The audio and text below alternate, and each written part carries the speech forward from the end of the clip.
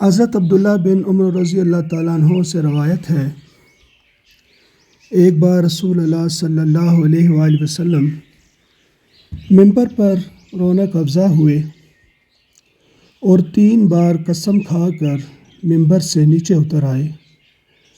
اور فرمانے لگے، تم سب کے لیے ایک خوشخبری ہے۔ جو شخص 5 نمازوں کو پابندی کے ساتھ پڑھے گا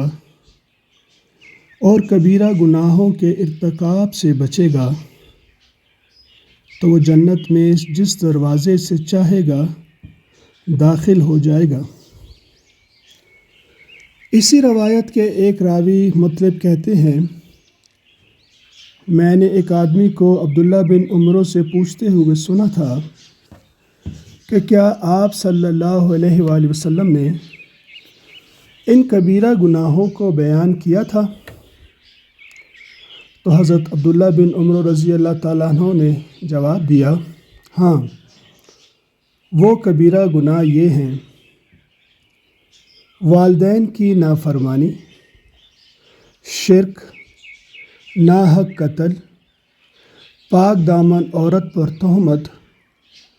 یتیم کے مال کو ناجائز طریقے سے کھانا، لڑائی کے دوران میدان جنگ سے بھاگنا اور سود کھانا۔